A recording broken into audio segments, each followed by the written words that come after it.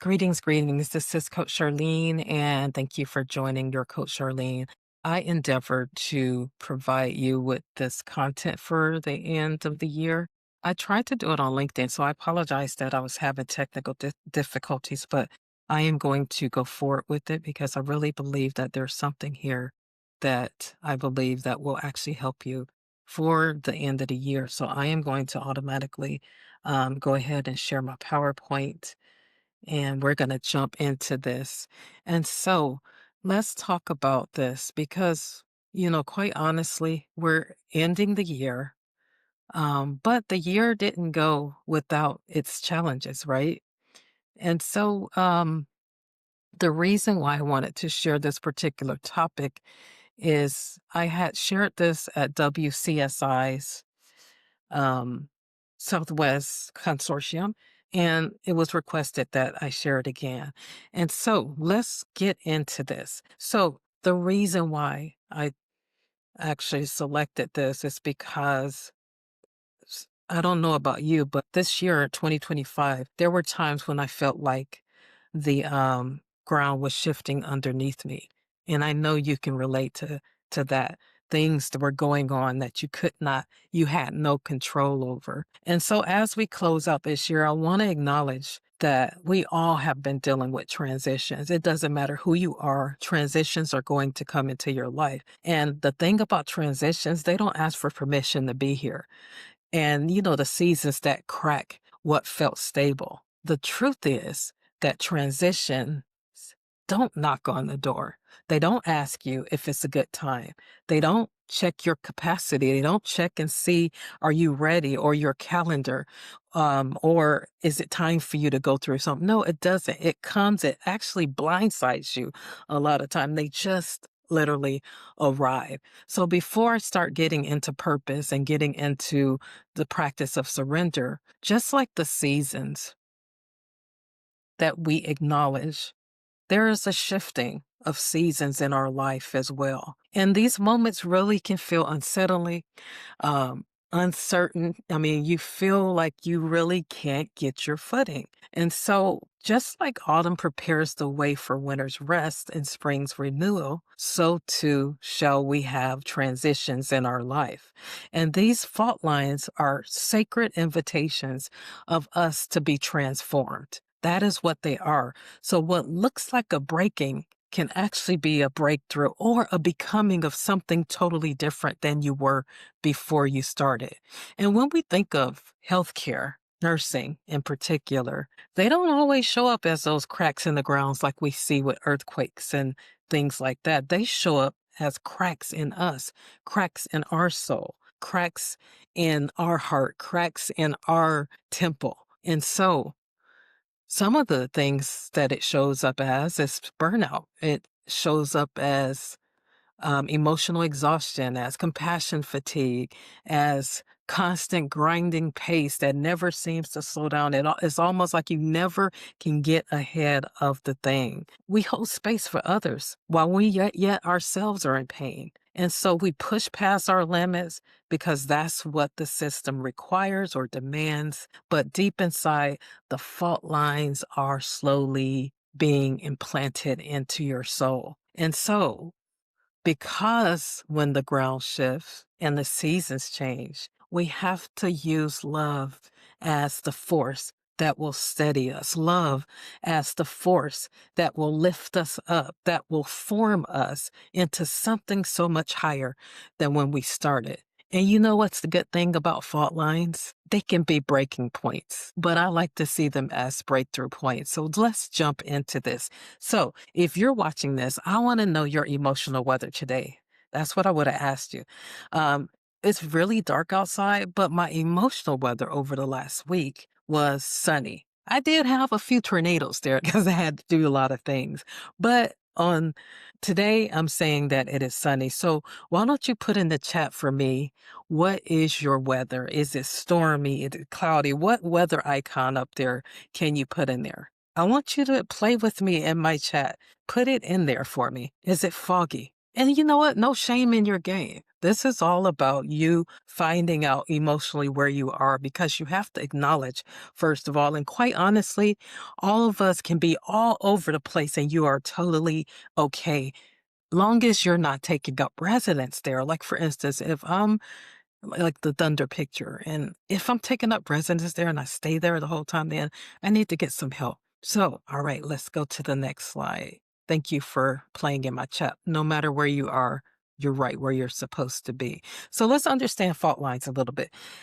It is so similar to the human experience. That release, the earthquake that we're talking about here, let's define it first of all. So, a fault line is defined as a fracture. It's between two forces pressing against each other. It's a place of stress and shifting. On the earth, fault lines don't start at the surface. You guys know where I'm going with this. It originates deep under the ground where those massive tectonic plates begin to start pushing against each other and slowly moving, quietly moving over time underneath the ground. Most of the time, we can't even feel it that that's what's happening, but the pressure is building.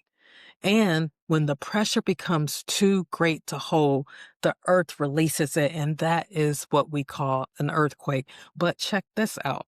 The earthquake did not create the fault line. It only revealed it. And so that release, what we experienced, that earthquake, it is so similar to what happens when we go through things, when we have fault lines in our life. It happens slowly. I think about when I got burned out in 2010. I mean, I was cruising, having a wonderful time. I started the profession in 1993. I mean, I was doing great, elevating and just enjoying the journey, quite honestly. But I hit a place in 2000. I started literally around 2009, I believe.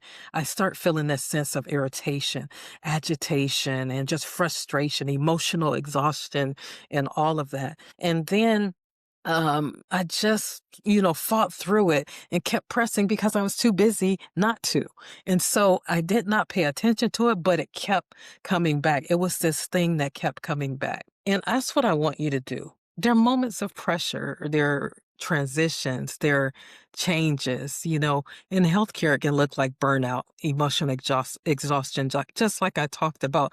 But let me hear some of your fault lines, put some in the chat for me. Here's a few here when the ground shifts beneath your feet. Quite honestly, if you look at today and all of the things going around in our world, it feels like the ground is shaking underneath us not being called a profession anymore, those kind of things. You questioning your sense of purpose. Major life transitions like career, like family, like health issues, caring for your parents, for your children, moving into new seasons of your life, just like I had a major transition with early retirement, divorce. Then we got perfectionism and overcommitment. How many of us do that? What about broken relationships or conflict? Health challenges and unexpected diagnoses, inner struggles. You got fear, you got doubt, you got numbness, you have betrayal, broken trust, burnout, misalignment. All of these are fault lines that have been deeply embedded in your soul, and it actually begins to manifest in your life, and you show up in ways that you don't want to show up. And so, what I also like to say about fault lines, because they are very real and they show up in different ways. Have you ever been irritated to the point where something's going on, you've experienced some shaking, and you are not your authentic self? You're a little bit more shorter, you're a little bit more quick to react, and maybe even negatively. And that's why I want us to meet this fault, this pressure, this shaking, this moment where you can no longer stay the same way that you are. I want you to meet it with the force of love. Because what makes a difference between a fault line that breaks you and the one that actually builds you up is the force that you meet it with.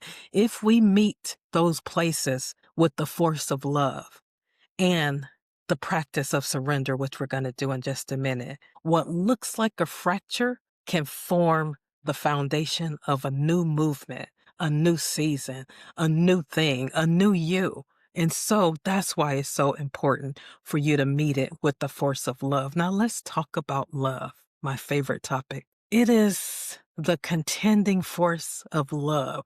This is what makes the difference between a fault line that breaks you and the one that builds you up, just like I mentioned before. See, the fault line alone doesn't determine the outcome, it's the force that you meet it with. And I believe the most transformative way to meet it is with the force of love. And that's my personal opinion. That is what I've been doing to meet all of the different fault lines that I've had to endure myself. You know, love, defined by my spiritual midwife, is contending with another person for their highest good in every situation until it becomes a manifestation. And so it's not passive, it's not avoidance. Love is contending. Love contends with us for our highest good. It challenges us when we're misaligned. It presses back against what diminishes us. It actually, not to harm us, but to help us to form into something amazing, something greater. When love becomes your epicenter, the stable center, when everything else is moving and shaking and twisting, because if fear is your epicenter, the shaking will feel like collapse. If control is your epicenter, the shaking will feel like failure. But when love is the epicenter, that shaking becomes quite purposeful. If love is the epicenter, love presses back against self judgment and it replaces it with grace. Oh my gosh, that's what you have to have. Love has to be your epicenter. When love interrupts the inner voice that says you should be handling this better and gently reminds you you are doing the best that you can with what you know right now. See, love creates safety when everything else feels uncertain and not stable. Love allows you to release what no longer fits without abandoning yourself. Love transforms resistance into surrender and reaction into response. You see, love tells the truth. When comfort would keep you stuck, not to punish you, but to protect you from what is forming next, love will tell you, I won't let you settle for less than who you are becoming in this season. See, it's the force. And when the fault, those transitions, those cracks, those shifting seasons meets the force of love, then something new is formed. And that is the wonderful thing about having a fault. Quite honestly, you guys, we're going to have faults in our lives. Yes, I'm paralleling it with earthquakes. But for me, when I was introduced to caring science, which is fully embedded with love, that reinvigorated me to such a degree because it was part of who I was already. I am Charlene. I love everybody. You are loved and appreciated. You hear that from me all the time. But when I connected with that theory, the love that was grounded in that theory allowed me or gave me the language so that I can speak about love, so I can demonstrate in my practice what I was already demonstrating, but now I had language to equip. And that stirred me up so much that I became a trainer. I became a heart math trainer, Caritas coach, Caritas ambassador, and then everything began to start shifting and changing around for the good. That contending force of love that wanted me to be someone different, actually restored me so that I can continue to walk out the journey. And still, after retirement, I'm still walking out that King Science journey because it was part of my assignment. But I never would have found out if I never would have experienced that burnout fault line.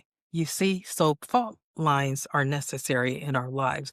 They are really bridges to our formation. When pressure meets love, though, something new is formed. Fault lines give birth to mountains. And in us, just like in my case, burnout gave me a pathway to stronger boundaries. It actually caused me to have deeper calling, especially within the system. I was able to then begin to start creating curricula and things like that to help. And so love is that contending force that we need, because that love that's contending with you is it's not going to let you stay like average or mediocre.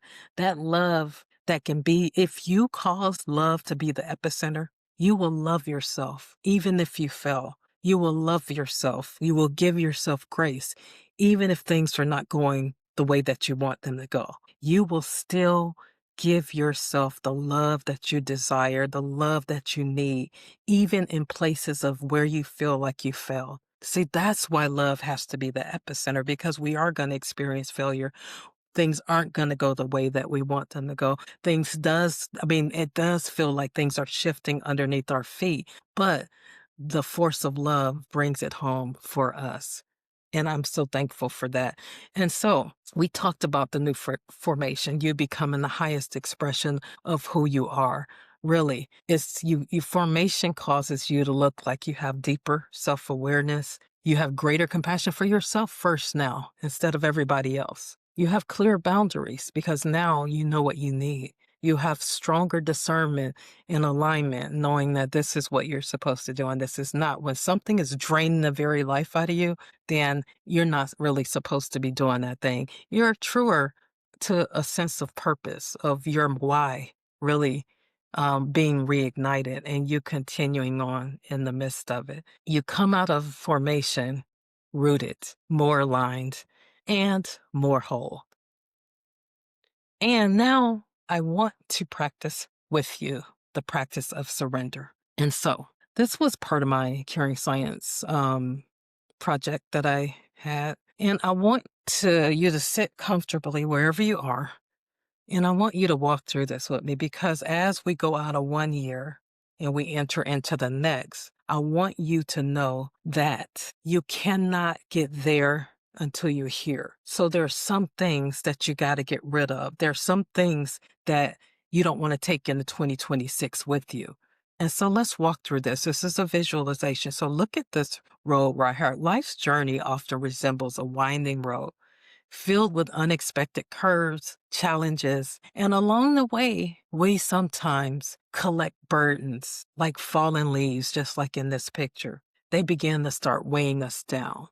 And these leaves that I'm talking about, these ones that you can see on the road right here, they may represent emotions, beliefs, or experiences that hinder us from showing up as our best authentic self. For nurses in healthcare, that triple pandemic really did something to us. Many of us collected so many leaves along our path that we actually were not even able to see the road ahead of us. You see, initially you had a vision and you were able to see your way, but you collected so many leaves along the way. Well, what kind of leaves are you talking about, Charlene?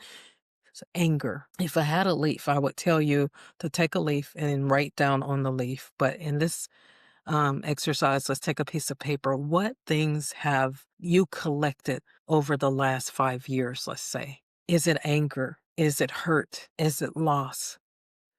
Is it overachieving?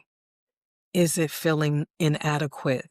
Is it trying to prove yourself? What is it for you? What was it that you collected that causes you to show up in the way that you show up? Take your time, one by one.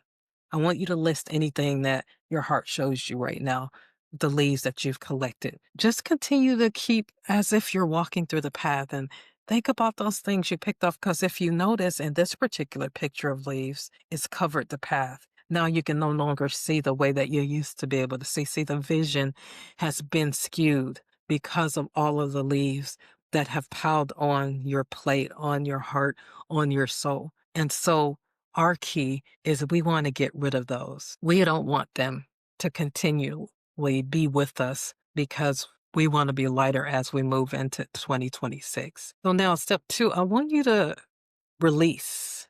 Let's go back. I want you to release.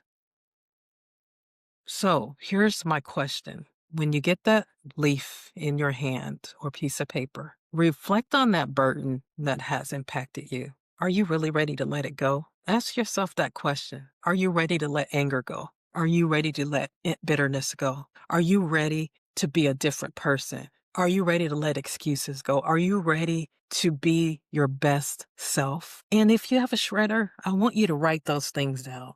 I had to, when I did this exercise, I wrote anger down because there were some things that was causing me anger and agitation. Wrote it down because I didn't want that to be a part of who I was. And so if you have a shredder, I want you to write it down, of course. And then as a physical act of release and surrender, I want you to say, I let go of blank. I let go of offense. I let go of busyness. I let go of unforgiveness. I let go of chronic exhaustion. I let go of trying to prove myself. I let go of trying to fulfill unexpected challenges. I let go unrealistic expectations. Whatever it is for your leaf, declare it as you shred it. I let this thing go. There's some power in speaking it out because our words carry weight. Now that you've let that go, I want to just walk you through a practice. Just breathing it, breathing in and then out. And on the out breath, just let that go. Any tension that you have, just let it go. And now that you've let that go, you've surrendered, you have no control over it, what new possibilities can you have now that you've surrendered what doesn't serve you in this new season? Let it go.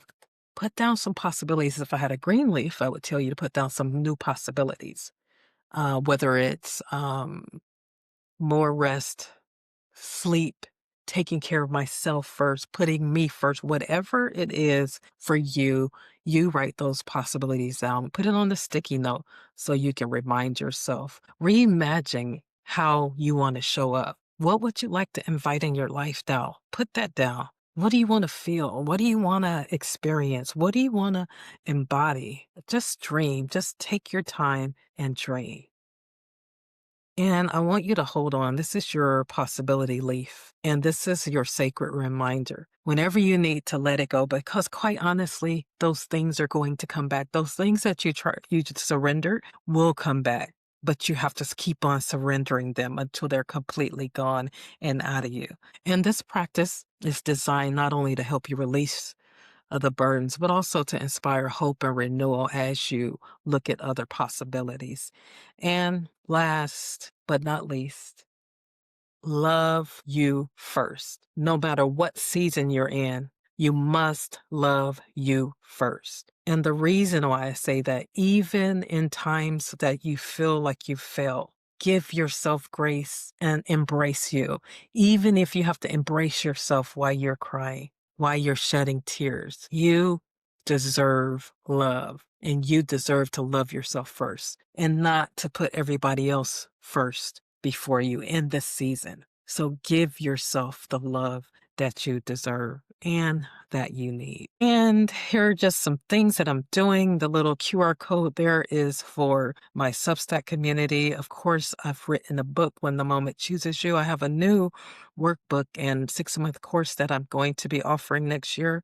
And it's activating the inner coach in you, because that inner critic likes to talk us out of anything significant that we want to do. And to summarize everything that we talked about, this is what I call the SAS framework, and this loving yourself through every season. We talked about the practice of surrender. We talked about alignment with what truly matters in our heart, rooting ourselves in love, and then, of course, stepping into formation to soar. So thank you so much. And I'm so sorry that I couldn't interact with you like I wanted to on LinkedIn, but the information is here. And I hope you have a wonderful end of the year. Let go, surrender things that will not serve you, that will not cause you to be enhanced. Don't hold on to your history at the expense of your tomorrow. Don't allow your past to eclipse your future. So that's why I wanted to show you the practice of surrender, because we all collect leaves. But just like the autumn leaves fall off the tree and is swept away, we can also learn from those things, get the healing that we need so that we can have new possibilities as we continue to move on. So happy new year almost to you. And if you need something, you can message me or leave me a comment and I'll make sure I get back with you. Thank you so much.